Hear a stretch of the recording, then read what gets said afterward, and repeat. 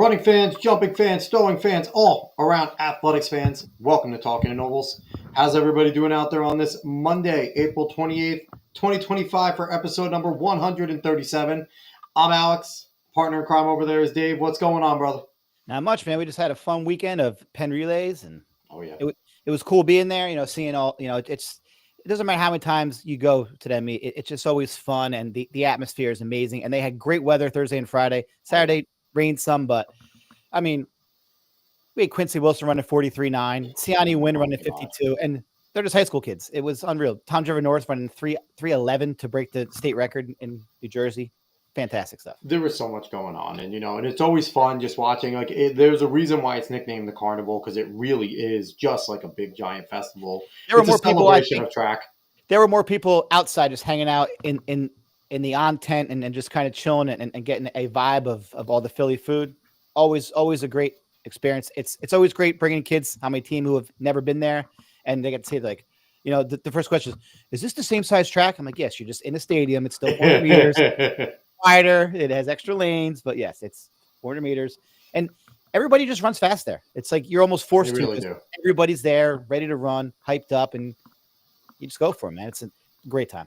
So before we get into all the fun stuff, as we always do, like, share, follow, subscribe, give us a 5-star rating wherever you're watching from. We appreciate it, whether it's Facebook, X, or YouTube. Thank you as always. If you're listening to this later via podcast form, give us a 5-star rating, write a review there. It's the best way. Spread us word of mouth that we're the best damn track and field show there is on the planet. There's nobody better. And go find us on the socials at Talking Noble. So last week we had lots of fun. It's always fun waiting for Jim Lambert to come on the show. It's always funny. We have Jim scheduled and something comes up and then we wait, but it's always a good time. This week we had him live from the Penn Relays and he went out and did street interviews and got locked out of his apartment. So is there security guard, man? He had security guards making predictions that Luke Pash is going to break 4 minutes in the mile this year. But here's the problem. They didn't know that the Penn Relays was going on. Yeah, that's a problem in our sport, damn it. That's a big problem because you are in Philly. You should know that the Penn Relays are going on. So we'll get into that and more. But this week's guest, we're about to have some fun because if you want to talk about someone that recognizes the problem with the sport and is not afraid to talk about it like us, it is this gentleman right here. Let's bring him in. It is Erin Brown. He is a senior sprinter over at GCU, Grand Canyon University. And I'm going to tell you, he's a track social media personality. Erin, what's going on, man? Nothing much, man. Nothing much. I'm just doing all I can to entertain the people out here. Love it. Listen, I enjoy, like I told you before the show, I don't get on TikTok all too often because I am a boomer, so I'm not on there all the time. But the few times I do jump on, I always scroll through. I see your videos, your shorts, and things like that. And it's lots of fun to watch. You're entertaining. You have, opinions that I don't always agree with, but I love the fact that you're willing to put them out there. I think that's huge for the sport. So before we jump into... First and foremost, he's a damn good runner. Yeah, he is. We'll get into that. We're going to get into his whole journey and everything. We're going to get into him as a runner because I love to hear about his background and how everyone gets into it. But before we do that, we're going to do our set. So, Erin, what we do on the show is we like to have people submit their PRs to us because, you're a runner, you're a sprinter. We were both runners. You know how damn hard it is to get a PR. And we love to give a shout out to anyone, however fast they're going. And we have some Michiganders that always send us PRs every single week. So we love to give them shout outs from Red Hour Track. So we're going to jump right to that screen real quick. Tom Figueroa always sends it to me via email right here. Let me do a quick read off. He was over there with Red Hour Track, the Otsego and Vicksburg double duel. I love seeing the names of different places too. Right over here, we had some gentlemen and a lady over here in the 800. So Tanner Craw, 11th grader with the 2:12.88. Ethan Ferguson, 9th grader with the 2:18.14. And then young lady, Lyle Worthington, 11th grader with the 2:51.62. Then jumping into the 16, Riley, God, I'll never get this name right. Zilai, a 9th grader, 1600. He ran a 4:55.37. Braden Shu ran a 5:34.112 over there. Ben Schinbeckler ran a 6:14.79. And Jade Leith ran a 6:27.55. Then they bump up to the 32. Riley Zilai, 9th grader again, 11:02.49. Braden Shu, 12:03.44. And then they went over to the Grand Rapids Elite. And this is both in the 1600. Ethan Ferguson, ninth grader, ran a 4:55.65, and Laya Worthington, 11th grader, ran a 6:21.51. So congrats to everyone over there for jumping out, getting a PR. We know how hard that is. It is difficult to do. And we always love giving shout outs. And I'm hoping that everyone, all the names that I butcher, I hope you understand. I'm not that smart. So it's just really hard. Like it took me a lot to, know how to say Erin Brown. Like I'm not that smart of a guy. So let's jump right into it, Erin. Yeah, hell yeah. Because one of the main things we always love to ask our guests, and the show is all about you, is when did you get the spark? Not just to be a runner, but to make this the thing that you want to do. Because some people just jump in the track for fun, and I always make the joke: sprinters have options. You guys are athletes. You could play basketball, football, baseball. Like you could do whatever you kind of want. So what made you not just start the sport, but be like, okay, this is going to be the sport that I want to pursue? When I was in high school, probably around 10th grade, that was like my first real year in track. And I never really seen anyone go to college for sports around me directly. It was just from afar. And then there were two people, LaKyron Mays and Sha'Carri Richardson. They're like from Dallas. I'm like, they're running really fast. We're in the same city and we're running at the same track meets. And she went to LSU and he went to Oklahoma State. Yep. So I'm thinking, dang, if I just continue to lock in, maybe I could go to college for track as well. And that was like my first year running, and I ran 49 in the 400. And I just realized that I could probably do the same thing if I just remain locked in. I love that. I love that. It's got to be inspirational, especially to have those two competing around you, right? Like that is, and obviously Texas is a very good track state. Like it's massive, so I think by osmosis it has to produce a lot of good freaking athletes. But it's mostly known as like a football state, right? So it's like it is tough because you get these great sprinters, right, and they will be incredible sprinters. Oh God, yeah. But they go play football as well, right? Mm-hmm. So it's like they're going to play ball in college. Running is to keep them in shape, even though they're running low 10s and stuff in high school. Like it kind of sucks for our sport in that way. And you know what? And I'm sure we'll get into this later, but there's a reason why they play football, because there's money in football. Yeah, definitely. Yeah, 100%. So give me, with that being your spark, thinking like, I can go and I could do something with this. And I think that's always a good spark, right? Ambition is a solid spark. Mm-hmm. What have been some of your favorite memories from being a runner, from your time in, when you started doing it up until now, as you're a senior at Grand Canyon and stuff like that? My favorite moments, I'll say definitely when I first started, I was running cross country like my first 2-3 years, junior year, sophomore year, freshman year. I remember my freshman year, I broke my hand and I ran the whole cross country season with a cast on. That was like a cool memory. And I also, like, when I came to college, I was running, or like my later years in high school, I was running like the 4 and the 8 instead of like the 1, 2, and the 4. Okay. Yeah, so I was like the 4-8 guy. And then I came to college, and like last year, like junior year of college, it was I got to run the 100 for the first time and got to run a 60. And I'm even like this year, I stood on a 60 podium at conference. And I would have never thought that, like, coming out of high school, running the 800 and running cross country, 9th grade, 10th grade. So I think that was a good memory as well. And also breaking 46 in the 400. That was probably the top moment. Did you think you had that explosion in you when you were running the 4 and the 8? Because obviously the 60, the 1 is a lot of explosion. It's technical, where the 4 and the 8, it's not as technical, right? Like you have to pick your phases in those types of races, and you have to understand the art of the race with those. But in the sprints, like your 60 especially, it's your start, it's your explosion, and can you get to top end before everybody else efficiently, right? That's kind of the goal. Did you think when you were running the 4 and the 8 and XC, like that you had that explosion to be able to do the 60 and the 100 at a high level? Definitely not. I played football and I was like pretty fast on the football field, but I definitely didn't have it. I recently got it. Just doing more, lifting more. Yeah. And I'm coming from the 8 to the 60 is really hard. Like that's I could imagine, man. I can't imagine. I was a 4-8 guy, and I can't imagine sitting there like I could run maybe like a 23 if I'm feeling froggy. I have no idea what I could run in the 1. I think I'd like pull a hamstring even then. Like I just didn't like, and it's tapping into so many different muscles, right? It is. Because Yes. in the 60, the 1, the 2, you're pushing your full body for that 10 seconds, 7 seconds, 21 seconds. Like you're Mhm. pushing your full body to its limit, right? Where in Yes. the 8, you're trying to stretch that limit out. So it's so different. Like I can't imagine the mindset switch. Listen, the 800 I feel has a lot more strategy than the 60 or the 100. It's just run Definitely. fast, get on, go. The 8's like, oh, do I go from the 4 to the 6? Do I wait? Do I sit? Do I kick? Do I go out Yes. far to the 4? So it's a lot more. So you have such a cool perspective in a sense that you can understand Everything. distance running and sprinting. So what do Yeah. you see as like the biggest difference in the two, maybe in training, but also just like in your mental preparation? Like how do you, because do you still run any 8s or are you just strictly now just more No. sprinter? No, Definitely not. nothing over a 4, Yeah. maybe a I don't 500. know, man. You anymore? run a 45. You could definitely run a fast 500, yeah. 800 since you have that still that. You could go 150 and Doesn't under. want to I hear think you that. can. I think you can.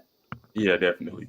I love that mentality. But Yes, I can. it's just I don't want to. I think the biggest difference between like the sprints and like the longer endurance runs is mindset. The 8 is more so it's super tactical. You have to Yeah. go in it and like how are we gonna run today? Are we gonna sit and kick or are we just gonna go for it?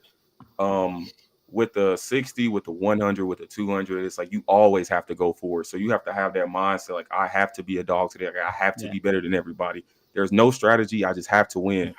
Whereas in Um, the 400, there is a little strategy as you start Yeah. to branch out further, So that too is different. So I'm sure your mind frame for a 60 and a 400 are way different. Definitely. So do Definitely. you find yourself more willing than most sprinters though to go on that 20-minute run and do it because you've already done it before to the point where it's like, because I've always told like my sprinters, because when I coached a little over at Maris when I got done, Yeah. and I said to my sprinters, I don't expect you guys to go out and go and do a 3-mile run in 20, right? But I expect you to move your legs because there is part of that muscular endurance a little bit that sprinters need to, when you get to top end at 70, you don't want to start declining by the time you get to 100. You want to hold and push through the line. So there is that minor bit of, okay, go do a nice little 10-minute shakeout. Like, and sprinters look at you and it's like, can I walk it? It's like, no, you sure as hell can. Jog a little. Like, so have you found yourself at least a little more willing, or are you fully bought into the sprinter mentality of like, I don't do runs anymore? No, I'm definitely more willing because I know the benefits of it coming from it. And a lot of people don't because they've never done it before. Yeah. So I'm definitely more willing in that aspect. Yeah, that's good. And that's always, again, I tried to jam that into my sprinters. I'm like, I'm not trying to turn you into a distance runner. I just want you to not get beat in that 20-minute last jog. 10 meters. Like, Yeah, just get it done. It's hard, especially coming from sprints like going up rather than going down. Yeah. You find so many 200-meter runners and you're like, do the 4x4. They're like, excuse me? Yeah. What do you want me to do? You want me to do my event twice? I'm a coach, man. 4 by 4 time, it's like crickets. Anybody still here? Anybody here? Facts. So you've and had it always some... end up being distance kids who end up running the 4x4. It's always They your like love it. milers or 2 mile. Like, hey, speed, let's They go. love it. I get to run fast finally. I can just go because the 400 is a cross country runner's 100. Mhm. Like It where they're really like, is. I can just go all out and run. Like I don't have to worry about. So it's Yeah. just funny how the mind frame works.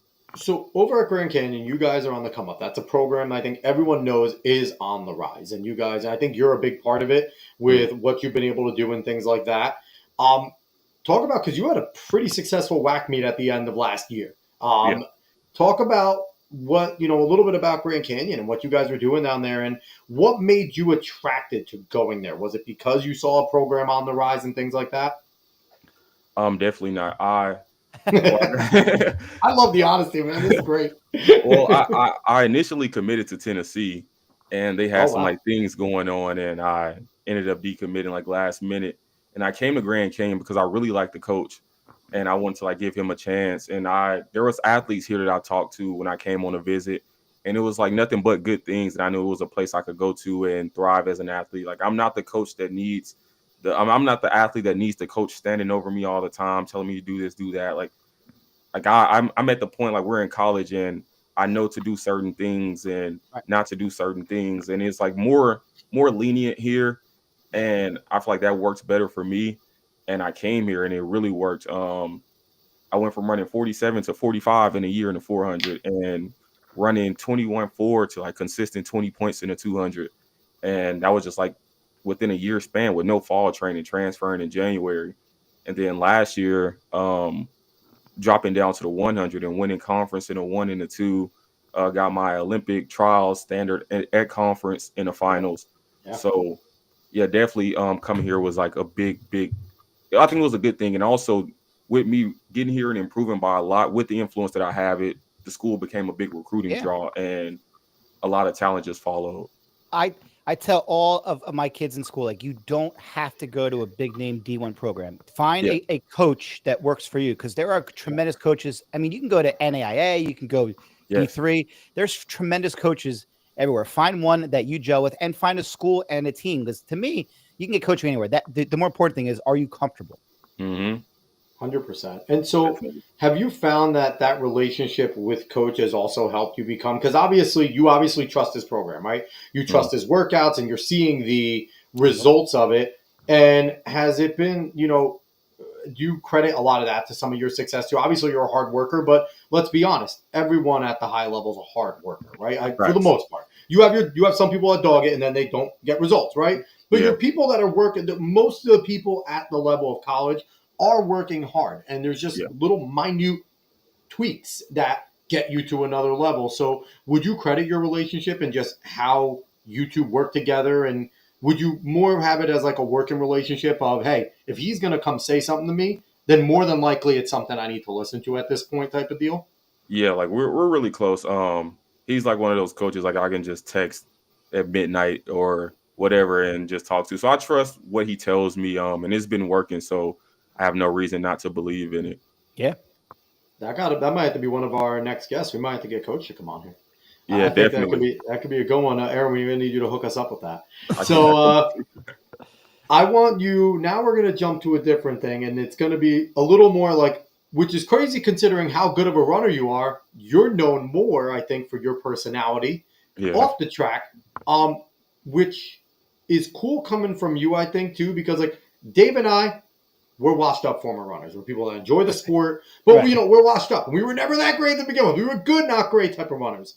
You are, Olympic trial standard, one of the top times, some of the top times in the nation in your events. So when you're going on social media, having your takes and not having vanilla takes, I think that makes it so much better. So when did you decide that you wanted to go and start putting your opinion out there, having a TikTok, having a YouTube, all these types of things? Maybe I think around 2022 or early 2023. I would just see so many things happen in track, and I would just look around and be like, "Dang, is nobody else seeing this?" Or like, We all saw it. We all saw it. and it was like, I think we were out there talking about it too. It's just you, but I think we might have a lot of the same ideas, man. yeah, and I would just come online and I would just say it, and everybody was like, "Yeah, I agree with that," or I was thinking that, but I just didn't say it. So I'm the person that just says the things that a lot of people won't say. And we need people like that. So that's good. So Yeah. have you ever had any pushback from an athlete that you might have said something that wasn't positive about? Like, have they ever reached out to you in any way and said, "Hey, what are you Yeah, doing?" all the time. I get blocked by athletes. Athletes reach out to me, but I always tell them like it's never personal. Most of the time, I'm just speaking about their track and field performances or things that actually happened that you can go look and Google the things that are actually happening. So it's not like I'm making up things or I'm lying on them or Or anything. things that So they said, right? Like yeah, things that things they that they say said. publicly, you're responding to, right? Which Right. we're So allowed to do. exactly. So you can't get mad at me over things that are actually happening. And if I'm lying on you or I'm making something up, I completely understand. But at the end of the day, most of the time I'm just talking about the performances on the track. So Sure. if you super mad about that, that's a you problem. So speaking of someone that may be mad about you, let's talk about Noah Lyles. You don't like Noah. Why? So I think we're gonna have different opinions. I don't mind Noah. I'm with Mhm. him. I'm I with don't Erin. mind Noah for the sense that he's getting eyes on the sport, right? For the right or wrong reasons, Yeah. people are watching and you need a villain, right? Sports Mhm. need a villain. People need moxie. So why don't you like Noah? I want to hear about this. I like it. I don't know what it is about him. I just Same don't here. like him. Like Same here. I just can't put my finger on it. There's something about him that I just don't like. You know how someone would come around and you never met them before, and you just happen to encounter them, and you don't know why you don't like them. You just don't. He's Like that that's just person that like the You know dog what? barks at, and the dog don't bark at no one, but they bark at that guy. I Like, just, yeah, I mean, I just, to me, it's just, it's too over the top. Like it's just too like when you're coming. Like if you know you're sick at the Olympics, get on the line and run. Don't do all these theatrics and then get blown out. exactly. Like if you know that you're not feeling well, conserve your energy and run the race. You don't need to always put on a show. And then you look like a fool when you put on a show and then you get whooped. Yeah, I 100% agree. It's not even just that too. It's like you can tell that it's fake. You can tell that it's not really him. It's not really authentic. So it just seems corny to me. And even like the Olympics thing too. Him saying he had COVID. I remember when that happened, and I was laughing on Oh yeah. TikTok. Some I here. was I think we were laughing, all laughing about it. I'm not gonna lie when we heard and it. this one girl that I know, she was in France, and she was like, that one dude's in the club with us right now. I was like, what dude? And she sent me the video. It was a video of Noah dancing in the club, like in the middle of the dance floor. Ah, So I posted it on Twitter It's a at pretty like good 2 COVID, a.m. Yeah, like I posted it at like 2 a.m. I woke up at maybe 7 a.m. It was already at like 2 million views. ah. Putting him on block. So I'm imagining, is Noah one of the ones that has you blocked? No, he surprisingly he doesn't. So respect to Noah. Good for him A little then. bit of respect, like he's getting pushed back and everything. Yeah. So that's a one that I like. So also tell me about Lachlan Kennedy, because you have been destroying Lachlan Kennedy on TikTok, Yeah, and you've been destroying Australians, and I it's have. kind. I laugh every time I hear the videos. So what is it that your deal with Lachlan and Australians and spread that type of you're basically saying that everything they're doing is basically fugazi, right? Yeah. I see him run a 6'4", almost 6'3". Like he's the time that Noah or the time that Christian Coleman won the world championships with indoor, like he ran faster than. And so I was kind of skeptical about it.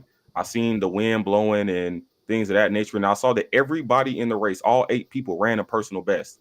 I'm like, that's suspicious. Like, am I wrong for thinking that's suspicious? No, And No. like, not only did I they run a agree. personal best, these guys are running like all-time marks. Like just random guys in the middle of Australia that we've never heard of before. So I was curious. I made a video and I said that. And everybody said I was hating. And then I was like, okay, so if he almost ran 6'3" in a 60 in January, when World Indoors come around in March, he should be in way better shape. So, and Noah's not running, Christian Coleman's not running, so he should definitely win. Anything other than a win is a loss for him. And he showed up and he didn't win. And my I told you so's were really loud. And then they said he was gonna break 10 and 100. And I told him that he wouldn't break 10 and 100. And he said he's gonna break the national record. And he ran like 10-0 something, but he false started. And but I'm cool with him. I talk to him like all the time. He's a funny guy. The thing is, it's one of the things that I think you do well when it comes to Mm, things like that. If you get hate for something, you just lean into it. And I feel like you're having a lot of fun doing some of the yeah, things you're doing and like leaning in. It's like, if you're going to have a problem with my take, then I'm going to double down. Like, why not? Especially if I think I'm right, like, might as well double down into it. And I love it. And I like that, and I think it's cool that in the sport, like, even though you are, getting on Lachlan, you guys can still have a relationship and you can still be cool with yeah, each other. And I can guarantee though, like, your criticisms are here. If he goes and runs a legit 9.9, you're going to be like, "Hey, good job, Lachlan. You ran a 9.9." Like, definitely. you know what I mean? Like, so So so that's fun. here's the question. Do you feel that because you're in this sport of track and it's so hard to get any recognition that doing what you do is helping you gain some respect and some props throughout because or do you feel that it's giving yourself a platform and you're making a name for yourself where maybe you wouldn't have to if you played football or something, like it's because of the nature of our sport that you have to make yourself more marketable to get known, which is not always great. I wish that it was that you didn't have to and that we were like other sports where you could just be good because you're Yeah, really good. it's your talent. Yeah, yeah. I've never really thought of it like that. I just did it because like this is just what I normally do. Before I ever made a track video, I already had 500,000 followers on TikTok. Um, so I just started making track videos, and they just started just going bigger. But I don't think I really do it to make myself bigger. I think that I typically use it and I make videos about other people, like a Lachlan Kennedy. A lot of people think of it as negative, but I talk to him behind the scenes, and I'm really doing this to help a lot of these people with like smaller names get bigger. Because a lot of people watch it. I made 3-4 videos about him and they do 200, 300,000 views. Right. And a lot of people who've never seen him before, they're more inclined to go tune into him and watch him race and just follow his lifestyle. So I think I help a lot more people than people give me credit for. We need you to start trash and talking in ovals, all right? So start going on there, trying to. No, but here's the thing: it's like every major sport doesn't always have kumbaya. They have people that there's a reason. Look at First Take. The whole reason First Take blew up with Stephen A. and what's his name? The one that gets everything wrong. Skip Bayless. The reason why it blew up is because all they did was argue, and it was basically each of them hating on whatever the other person said, and people get into that, right? It's like you hating on Lachlan, quote unquote, has the whole country of Australia being like, no, now we need to support him because this person is now as wide. And it's like, okay, now you're getting more people to have more eyes on him, which can only benefit, right? Yeah. But you also do good work in the other ways. You have your little mini docu-series that you do there, and I think those are really cool. And I just watched the one on Gabby Thomas, which I had no idea about. The 3 missed tests within 5 months. What is that something that you naturally do? Have you always been somebody that enjoys doing this type of film, these types of research to make these types of things? Yeah. My biggest thing is I argue a lot. So when I argue, I don't like to be wrong. Like I only argue when I know that I'm right. So if I have any speculation or any doubt, I won't even argue. So when I make these videos, I like to get a lot of research, and I just like the research and the history of track and field. A lot of people, they aren't really that big in track and field because they don't know the history behind it. Yep. So they're just repeating a lot of things that happened in the past and not knowing why it's not working. But yeah, I definitely like the history behind it, and a lot of people have forgotten about the history. So I like to do like these documentaries. I did one on Steve Prefontaine. Yep. Tim Donaldson and Jim Ryan, guys like that. So even then, I was talking to some kids in high school. This one guy was like, "Yeah, I run 401. I'm one of the best high schoolers ever." I said, "Bro, people been breaking 4 in a mile in high school every year since the 1960s." Yep, so, Jimmy Ryan and Marty LaCory and all those guys. Yep. Yeah, so it's just things like that, like the research that a lot of people aren't really in tune with, that I like to dive into and expose to other people. Well, I also like how you don't just focus on sprinters. Like you bring it to, like, I saw a great one that you did on the 1500. Like you're not just staying with what you do. You're branching out into the whole sport, which is cool. Yeah, it's because I've pretty much done everything. And really, distance carries track and field fan base wise.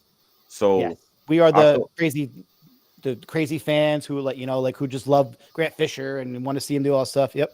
Yeah, so you definitely have to tap into that. And that's what I like to do anyways. I like the 1500. I like the 800. I don't really like the steeplechase that much. The 5K I can do without. But the marathon, the 8, the 15, I really like those races. Is the 5K from being scarred from doing XC for all those years? Is that what? Well, I really just don't like the track 5K. And I think there's something to that too, because if they would just run it all out every time, it would be much more fun, right? Yeah. But I think there's a little bit of the difference because your distance nerds enjoy some of those tactics, right? Yeah. And a lot of the tactics do come especially when you get to some of the higher levels, the countrymen really do work together, right? Yeah, especially when you get up there, and the Americans haven't yet figured that shit out. And there's enough Americans now that run good times that we should be working together. Man, I can't complain. Countries are locked in. I can't complain about the American distance run, though. I mean, we are just coming on. It always bothered me when I would sit there and watch Bernard Lagat. And then there was a few Kenyans, a few Ethiopians, a few Moroccans. And obviously Bernard, ran for Kenya. So it's they already hated him. So they would sit there and he'd be getting a good position. And he knew, I need to be in fresh air because they're all going to box me out. And it would be all 3 of those nations that typically don't work together boxing in Bernard Lagat. And it was so frustrating to watch it all time. And you would just hope it's as Americans, I feel like we are so competitively driven that we don't think to that sense of okay, let's work together and box them out. Like, we're not scrubs anymore. We're not running 13 Yeah. flat. Like, we're sub 13. All of us, we can all go. If this gets into a certain way, like Grant obviously is proving he can do some stuff, right? Mm-hmm. Why not help Grant, right? Like, that's what they do. They know they're guys Exactly. that are going to go, like, help Grant. Like, Yeah. Americans drive me crazy. And maybe it'd be more fun if it was more Americans working with strategy and not just Sure. everyone else, right? Like, Yeah. And also too, you have guys who are like super strategy heavy. Like a sit and kick race favors a lot of these guys. I remember when I was in Flagstaff last year, I did the Olympic Nike commercial with Jakob Ingebrigtsen, and I was telling him like, you're going to lose the Olympics in the 1500, and he thought I was just like hating, and he really didn't even want me in the commercial no more. But I'm like, bro, if they go out fast, it's gonna be a long day for you. And he swore he had it in a bag, and it was a long day for him in that 1500. But like a sit and kick 5K, it really favors him. So yeah. I think they definitely shouldn't play into that when it comes to like championships, because they will lose every time. Yeah, 100%. I mean, he's a guy who I think, like, if everyone's going all out, I think he's going to win. But any sort of strategy is not, like, I think he's the best overall. If it's just a straight up Pacers in the race, he's going to win. But any time of championship race, he struggles because he doesn't have that 50 in him to Yeah. end it. He's got like a 52, which is still great. Yeah. But And I think he's too reliant on Pacers. yes, He's just way too reliant on it, and that's going to be his downfall. well, I always That's say, an like, epidemic of the sport. I always say that the art of racing in distance races has gone away. People now are happy getting 10th place, but they ran a good time. The Yes. sport has become all about time, Yes. and people have lost the fact of how to run a race. Like, Exactly. they don't care how they place it unless it's the Olympics or the Worlds. Place doesn't mean anything anymore. And when I was growing up, it was about winning. Time was like, okay, whatever, but win the race that you're in. Now they're like, yeah, like, I have kids, super pumped because they ran a PR, but they were 20th place. Yeah, and that's something too. When I was like during World Indoors, I saw all the distance runners at Boston. I'm like, bro, y'all could be in Asia right now, running for a title and running for like extra money, but they rather go get a good time at Boston. Well, it's because I think for distance wise, they're trying to get a sponsorship, and the sponsors don't care about places as much as they do about times. Like, you're running fast times, and that's been something that, again, I think that's more of a product where I think it's a little different for the sprints, because the sprints, I think it's kind of assumed like that place is, that matters more, and in distance, it's seeing all that. So I want to get to some comments where we switch some gears. We got some good stuff. I'm going to go on the Wayback Machine over here. Da Vinci, I hope I said your name right, saying Erin the GOAT. Coming back with Get the Flood. And also coming back that's our coach. Oh, what up? Everything Track going, let's go, Erin. Also, Everything Track saying nobody wants to do a 2 mile, but cities hold 5Ks. I don't understand it. Yeah, that is an interesting thing. Yeah, like, I can't get kids to run the 32 yet. That there's a 500 adults willing to run some race on Saturday on a 5K. Yeah. Mr. 100K a day saying 3 people are watching, LOL, and those are 3 dedicated people, Mr. 100K a day, okay? Those are 3 people that enjoy us, and I'm happy you're watching too. Thank you. Everything Track also coming back with the long one. Let's get to nitty gritty. Ask Erin how he feels about Sydney McLaughlin staying a 400-meter hurdler merchant, although we have seen what she could do in the 200 meters and 400 meters. I don't think they meant to add. There you go. It says 400. Winning is more important than winning times. I agree with that. So what is your opinion on Sid and all that? That really makes me mad. She's probably one of the most talented runners that we've seen ever. She's the Gretzky of the sport. If she puts, she is from the state where I coach. And Jersey. We're Jersey boys. She was in high school, man. Like, everyone stopped and just watched her run like at a meet. It was crazy. Yeah, but I feel like she isn't where she needs to be. We agree. Because she's in the like we say, the hurdles are the sprint graveyard. That's where the failed sprinters go. And she's way too talented. Like, she has the world record. Cool. No one is close. Like, no one is even in the ballpark. So why continue to run the 400 hurdles when you can run the 400? And these women are rolling close to the world record in the women's 400. And you also have similar capabilities. We rather see that instead. I think she said in one of the Grand Slams she's going to go long sprint. So let's hope that comes. But I love Sid. She's from my state, but we get on her a lot because in the past she just doesn't race. She just doesn't. She She also doesn't doesn't line race up and go. But that's why I am pumped that she's going to run at least 8 times with the Grand. So we'll see. But I agree. Like I would like to see her branch out. I mean, you mean to tell me she can't run a 153 in the 800? She probably could. She's a 400-meter hurdle where they had that endurance. That's I there, think but she could run real fast, man. I think she's just a sprinter that 2 and 4 would be. give Yeah, me just her mental versus Gabby weakness. in the 2. Like honestly, like right now, give me her versus Gabby and Shikari and things like that. Like Yeah, I that would do be way want to more see her. exciting. Yes.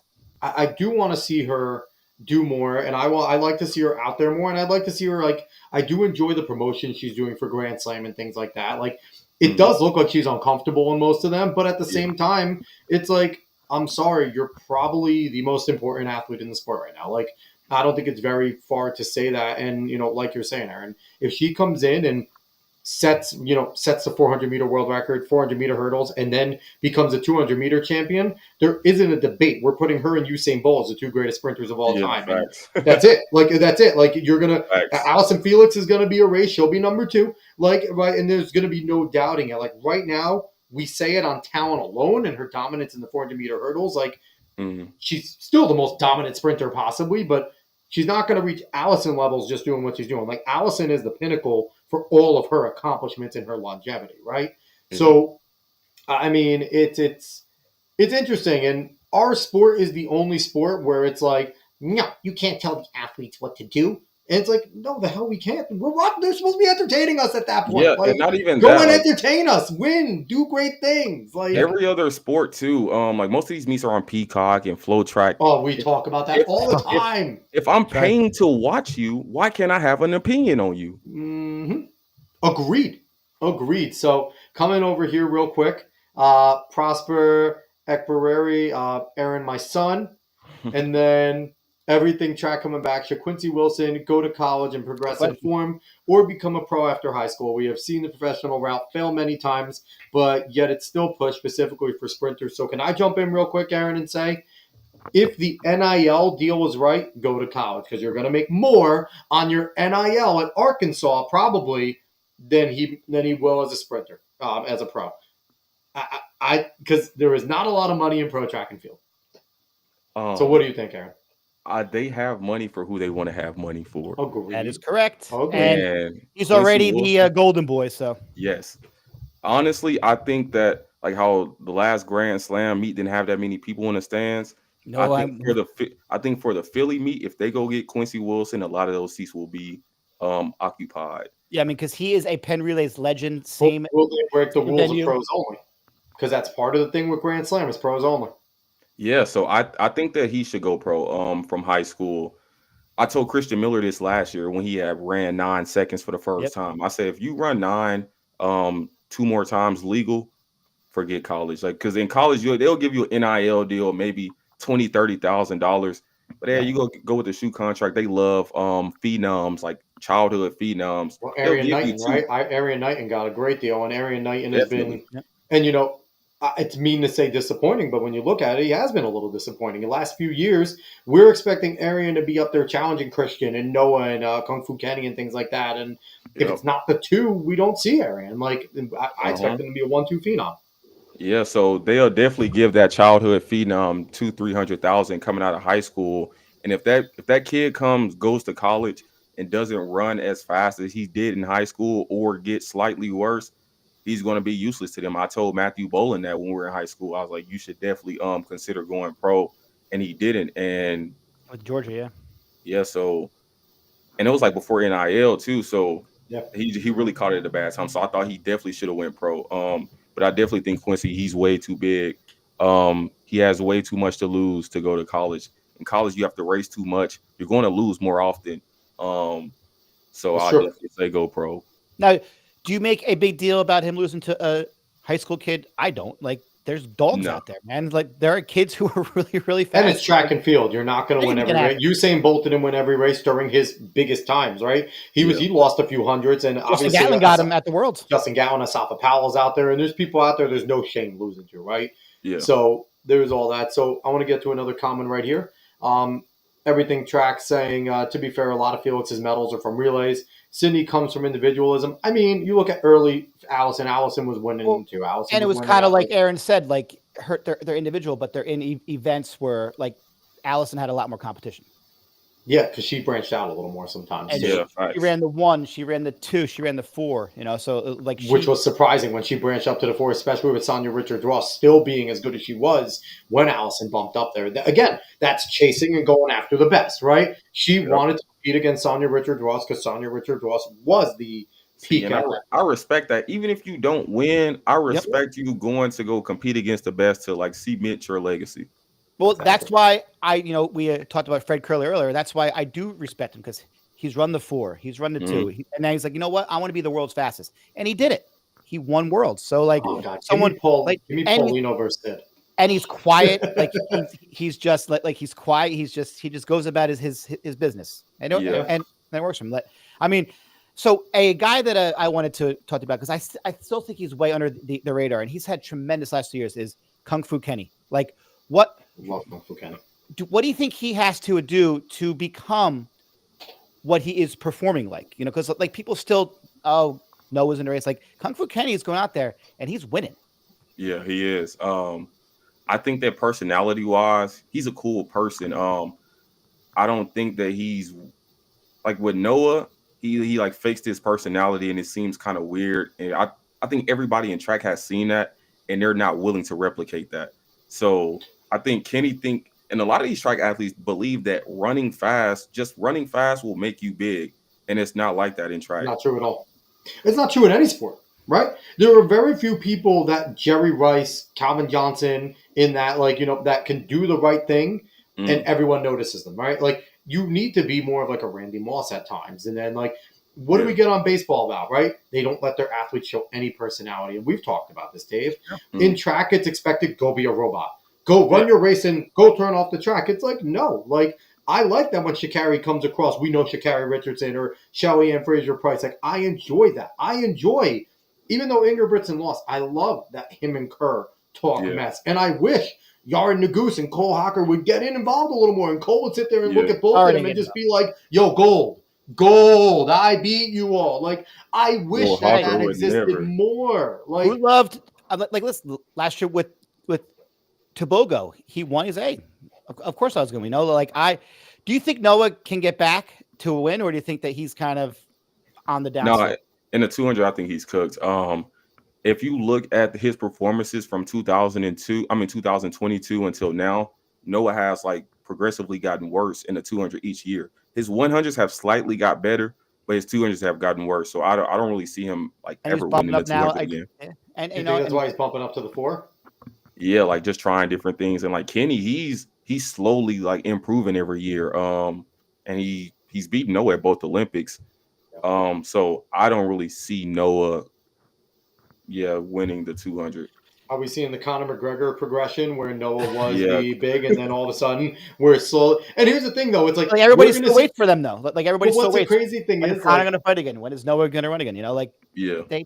They had their time. The one thing I got on Letziel Tabejo for is at that press conference where he was like talking mess while saying, I don't have to do that. It's like, bro, it's okay. You're a sprinter. You're supposed to have that moxie. Like, I don't want these strong, silent types in track anymore. I'm done with them.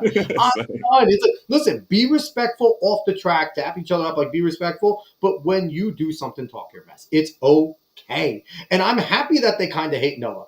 Because I think when Noah's on the track, it makes they all do, man. They all compete harder because he's there, because nobody wants to get beat by him. And I think that helps the sport, that they're not all sitting there in kumbaya the whole time. I also, I also think that there's a lot of sprinters who are resentful, because if you watch sprint, it's pretty much the Noah Lyles, doc. And there's other sprinters out there that are, training just as hard to. At that time, Noah was the dominant sprinter, though. When they first did sprint, Letziel Tabejo hasn't really come out. Kenny was still, he hadn't beat, he hadn't done what he did.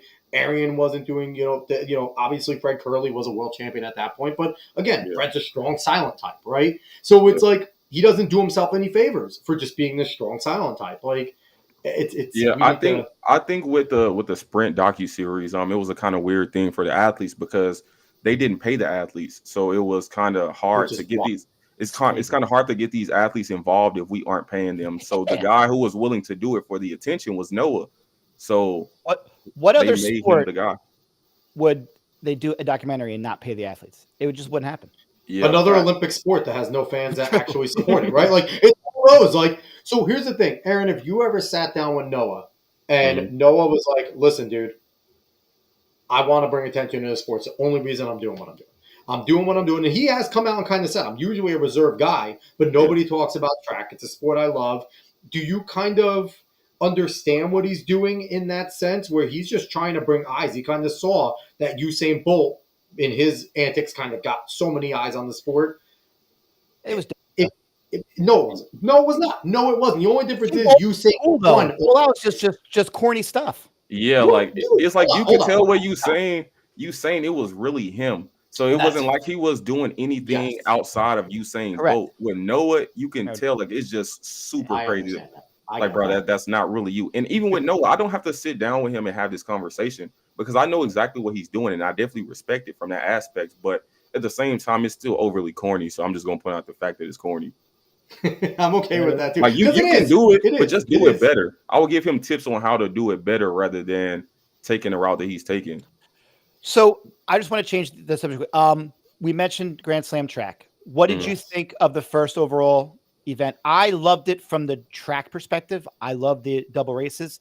Mhm. A lot of things I didn't love. Like we think that not having field was a mistake because there's too much time in between races. You could show some shot put. You could show some. I just feel like there was too much time in between races, and they went too back and forth from the commentators back to John So Anderson. And Dave's going to said, be nice here. I'm going to come out and say it was an utter failure. The Mhm. first week at Kingston I was don't an think so. outside of the competition. Here's the thing: competition on the track is great, right? But Yeah. Aaron, what did you just say? We all believe if we do well there, people are going to notice. Yeah. No, but the biggest names, most of the biggest names in the sport were there, minus Sha'Carri and Noah, right? Some of the big names, but you Mhm. had a good majority of the big names minus there. Jakob and those guys. Yeah. Come on, like you had great names in the sport. Yeah. And outside of the diehards, who actually knew what was going on? Did ESPN talk about it once? Was a highlight shown? One of the sports, the meccas of our sport is Jamaica. Did they Facts. show out? Nope. We got the excuse on that Friday, like, oh, there's a national event going on. They'll be here. Not And then they Saturday. started giving tickets away and nobody filled in, right? Maybe a few more, maybe another 1,000 came in. Yeah. So listen, I love the attempt. If you watch shows before this, me and Dave were the biggest cheerleaders to Hyping it want Mhm. this to work because we needed something like this to work in our sport, right? And I think they can fix it. But if I'm an investor and I'm a part of that $30 million that was put in, and Yeah. I watched that first 3 days, I'm looking at it going, these next 3 meets better be gangbusters, man. And Like they better be. they showed the empty crowd way too much. I was Yeah. like, don't pan on the crowd, Why? pan on the track. What are you doing? Yeah, what was Like, that? oh, and actually talking about it. Oh, I'm like, you don't have a good crowd. Don't even show the crowd. Just like Yeah, focus on the definitely. track. So what do you feel about the I event like it. itself? I like the running aspect of it, but other Agreed. than that, I agree. And it's crazy too because when it comes to marketing and things of that nature, I feel like I'm one of the top guys that you can come to in track and field in that aspect. But a lot of guys, I feel like I'm super underrated. I talked to Michael Johnson, I talked to Kyle about it like plenty of times previously. I was like, yeah, you guys should bring me on and I can, you know, figure some things out marketing wise that I already know that would make instant impacts. But I don't know when you're building something and you feel like you've been in it. But I think that it was terrible with the crowd, with the people knowing about it, with the marketing, with the all of that. 5 to 7 minutes in between races, going back and forth from and here's the thing: we've had John Anderson on the show. I love Mhm. Centro. Obviously Sonia Rich. Those people they're great for the sport. But there was I too Mhm. don't much have back to and see forth. them in between every race. Well, here's my thing. I want them at the and beginning and I want them at the end, like every other major sporting event. don't go Yeah. back and forth. Like have them call the race. Don't have someone else call it and then go back to them because it was like we're gonna send it to was it Seb Co, right? No, No, it wasn't it Seb. was Absolutely. it's not Seb Co. Jeez. Here's the thing: I'm going to be mean. I don't want Steve any more Graham, British maybe. people announcing that stuff all the time. Why do we always got to get a Brit to do it? Like it's always a Brit announcing it. Because they're Right. smooth and they sound good. No, and listen, if Erin started announcing it, I'd appreciate it. Like it'll be good. Like we don't always need a Brit. Yeah. Yeah, it was crazy. They definitely have a lot of things that they should work on immediately, because if I was an investor as well, that I would be very concerned. Yeah. Because I know their return on investment is non-existent and their revenue is non-existent. So yeah, it's going to be I mean, interesting to see. And you're working with the deficit. Go ahead, Dick. There were probably 4 times or 5 times the people at Penn Relays than there was at Grand Yeah, Slam. for sure. And the thing is, in anything like this in new venture, you're working with a deficit year one anyway, right? But it's trying to mitigate that deficit, and then you got to look out for the future and when you're going to get. I mean, there's like I said, I wanted to succeed. Listen, I hope Miami is packed, Philly is packed. I hope the rest of this time it is stacked, and we are looking at it and it's going well. But it's like again, Miami, I think they're doing too much on social media, and they're Yes. not willing to pay to go and get major commercials, right? Yes. To get on, YouTube, actually get on the YouTube things and be an ad on YouTube, or because I talk to people, I talk to fans of track, and they had no interest in watching some of them or didn't know what was going on, and that's concerning. And but it's just was so like how many people actually went and watched it on CW?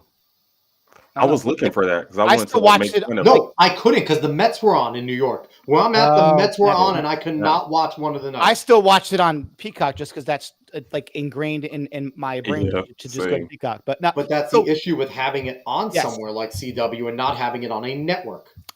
well, that is a network. But I mean, like one of the ones that are going to block you Of course, out for never. that. Like, So yeah. here's the question.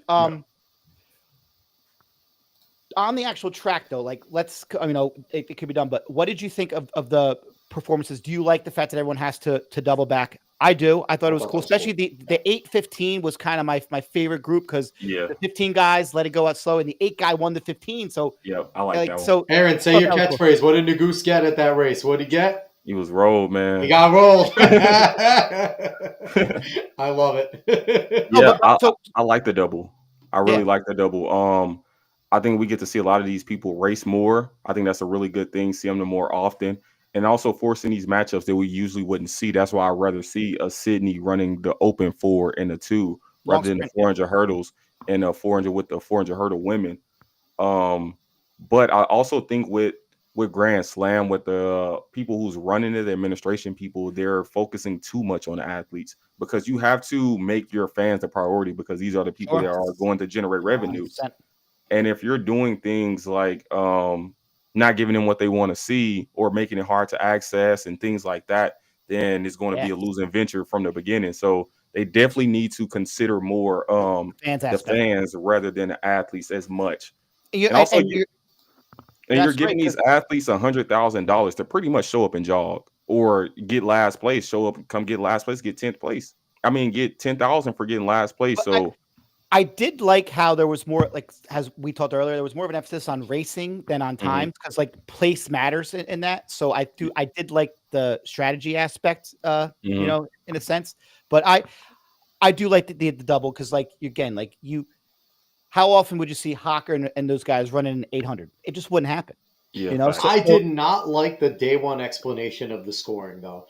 I thought that got ridiculously confusing, and the guy drawing around, and it's like simplify it a little more. Like if it's going to be that complicated, figure out a way to explain it to a child, right? You don't want to explain it to a child, and that's the thing too. I think the issue with all the things that we do in track and field is we are trying to cater to track fans, and it's like the track fans are going to come out and watch. They're going to be the ones. That's your base. That is your million, right? You're going to maybe get a mil to watch if you're good, because there's a lot of people that will watch. How are you getting the other 10 million? That's the how are you getting the rest? Where's the casual fan coming in? And for me to sit there, like I sat down, and my wife gets put in front of track all the time. She's not a runner. She thinks it's boring as hell. And I sat there and I was like, hey, we'll watch this. And we started watching it, and we're watching it live, and she goes, what's going on? I'm like, our race is over. They're getting ready for the next race. And she goes, Alex, this is worse than most of the meets you make me watch. And I'm like, oh, okay. Like, and I'm like, but I've had John on the show. And she's like, I don't care. Like, so, Yeah. and that's the thing too. And my wife will sit down and watch a football game. She'll watch a basketball game with me. So she's a very, very casual fan, but that's kind of the pulse. That's the person that you want to watch and go, Yes. if this is on the TV screen, I'm not going to turn it off. Maybe I won't watch it all the time, but I'll leave it on, like, in the background. Like, you want those people. Like, those are the ones you want. You do. And that's where you get the realest criticism from. A lot of times people tell me I'm too negative, but I like to look at things like Grand Slam from not a negative aspects, but more so Critical. looking at all the problems rather than all the things that went well, because you know what's improve on. And a big thing that I noticed is that they talked about the money entirely too much. Like every time, he's running for 100,000, he's going to win 100,000. It's making it seem like these guys just never had money. These great athletes are broke. Like, that's all they're saying. Every single athlete here is broke that's not named Sydney. Like, but to Erin's point, saying how they definitely catered to the athletes more. The athletes loved it. Like they like. But here's everything the thing. For the athletes is great because they got everything that they wanted. You're right. But and here's the question, though. How many football players truly love it? Or they just love the fact that, you know what I mean? They love the sport. But you don't need to design a league that's great for them. They need to design a league that's going to be great for the fans. Because if the fans like it, then eventually they'll like it because everything will roll in. Like, we are I think I said it the last episode, and I'll say it again. Our athletes are the most pampered athletes that don't get paid. Yes. They need to be comfortable. They need to have everything perfect. It's like, no, shut up and perform. It wasn't comfortable and perfect in college and high school, and that's how you got to where you are. You competed. So track athletes drive me crazy. They do. I love them. I love them, but they drive me crazy. This chat's getting pretty good. Some interesting. All right, so I want to get to some of it real quick. Everything track rolling with us. I'm going to pick a few real quick. Everything track. Sorry about that. Highlights can make someone bigger than the talent itself, if that makes sense. So Derrick Henry is not the fastest running back, but his stiff arms make people go crazy. Track's a little different, though. Track's a little, because your numbers are your numbers. There is no team aspect. So, Erin ran a 20.55 in the 200 last year. That's his mark. And he's sitting there trying to make better, and you'll get a highlight out of that. So it's like, but I think to sit there and try and say that person running 22 because they had a nice kick is faster or better than Erin in any way. You can't. There is no, the team thing is very different from us in the track. But I think what he's saying is that Derrick Henry might not be the best, but he's the most known because he has these great highlight moves that he does with his, like his stiff arm is probably more popular than he is because that's what people are. So because he has that one distinguishing thing. Like Odell Beckham with the catch, with the one hand catch. Yeah. What has Odell Beckham done since? But people still talking like, oh, Odell Beckham signing with this team. Like, he hasn't had a catch in 7 years. Like, who cares? With the Rams, I'm a Giants fan, too. If he didn't get hurt on the Rams in that Super Bowl, he was carrying at the beginning of that game. He was cooking. He had like 6 catches. Like, he was doing good, and then he got hurt.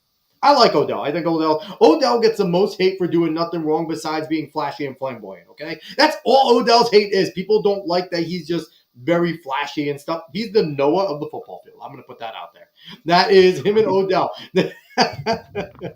So we're going to go with right here. And speaking of that, Noah's the only person with personality yet in soccer. All Premier League players have their own signature styles and cockiness. Same for the NFL. I mean, not all. There is some of your workhorses, but your top people do.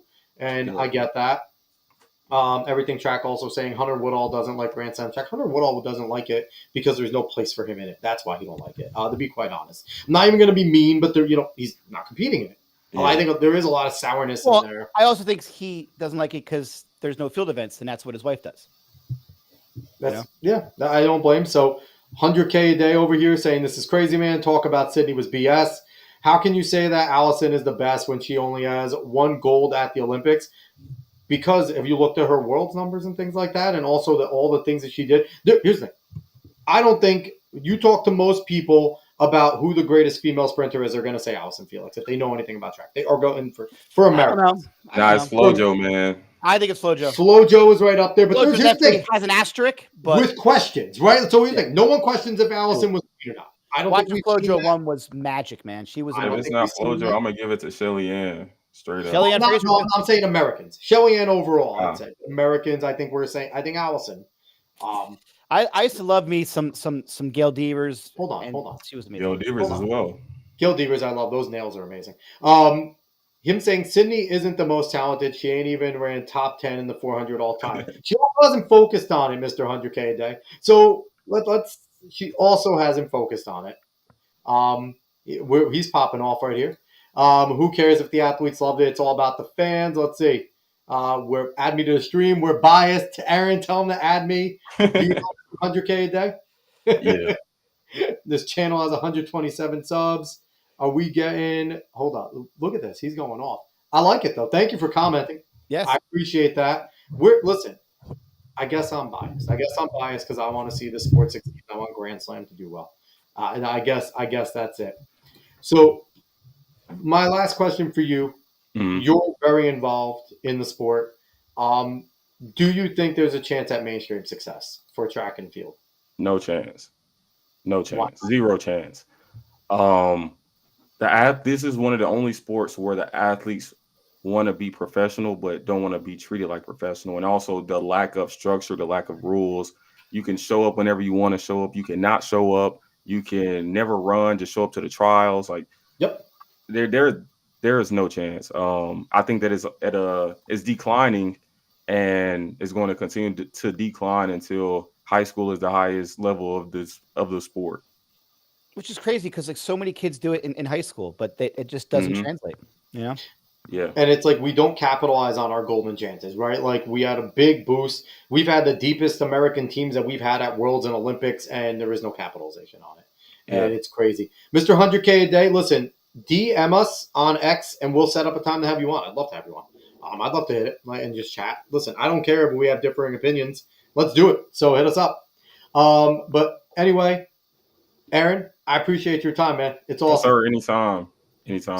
So once again, he is Aaron Spider Brown. He is a senior sprinter at GCU and a track social media personality. If you hear, he has a lot of knowledge about the sport. He might be young. He's a senior in college, but he knows his stuff. He's incredibly talented. Go follow him on TikTok. So let's bring it up right here. There's the TikTok right there. So go follow him. I'm not logged in, so I'm not following you, Aaron. I'm just not logged in. But obviously, has an awesome following over there. Oh yeah. Awesome. Go follow him over here on Instagram. He's right over here. 38K E Diamonds over there. And also go on to the YouTubes and go follow him over here. So these are all the spots where you can see him. And we appreciate everyone that's watching. We appreciate everyone that is doing the hating, the loving in the chat. I'm not adding you right now, Mr. 100K a day. We'll talk another time.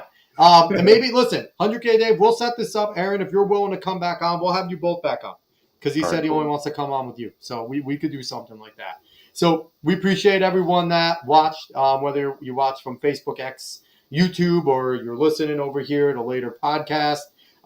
We appreciate everyone, and we'll be back next week, y'all. So long. Yes.